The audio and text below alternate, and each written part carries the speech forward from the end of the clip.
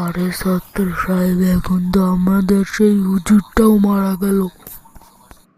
Sir, আমার মনে হয় হানিফ চাচা এই ভূতটাকে তাড়াতে পারবে। ও, এটাতে হয়তো একটা কাজের কাজ হতেও পারে। তাহলে স্যার চলেন, হানিফ চাচাকে ডাকা যাক। আরে হালিম, তুমি আমাকে ডাকলা কেন?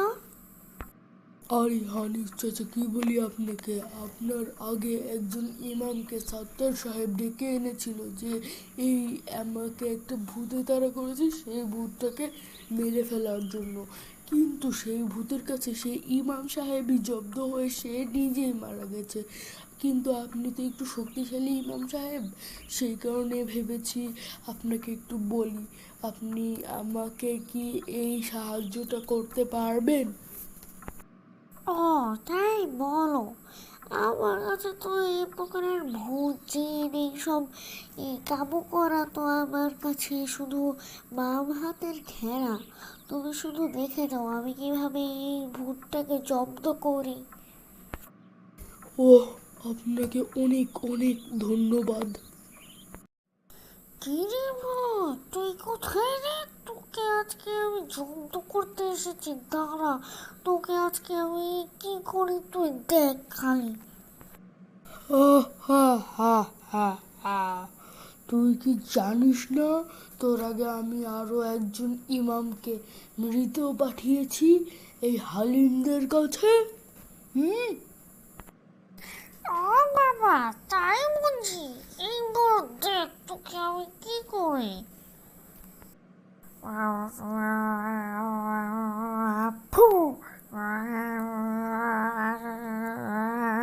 ফু। ওরে বাবা রে, পুড়ে গেলাম রে, ওরে পালাই, এবার না পালালে হবে না। বলেছিলাম না আমার সঙ্গে পাঙ্গা নিতে চাস না? তোর এবার কি অবস্থা হয়ে গেল দেখলি? আমি এবার চলে যাচ্ছি, কিন্তু ভবিষ্যতে আমি আবার আসবো, মনে রাখিস। চাচা, আপনি শিওর তো ওই ভূতটা চলে গেছে? হ্যাঁ বাবা, আমি শিওর আছি, ভূতটা চলে গেছে। ওহ, শান্তি পেলাম। কি রে ভূত, তুই কোথায় রে?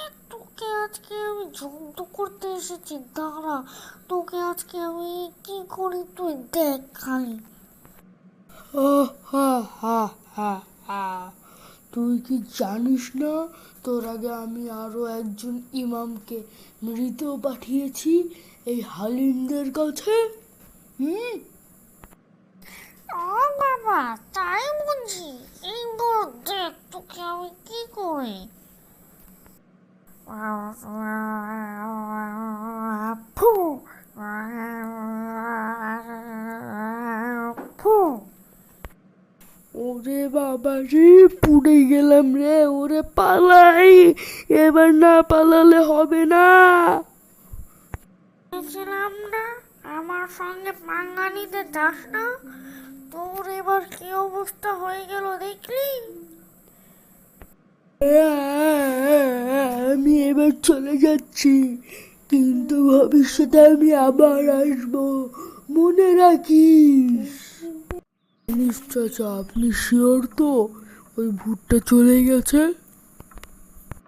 হ্যাঁ বাবা, আমি শিওর আছি, ভূতটা চলে গেছে। ওহ, শান্তি পেলাম।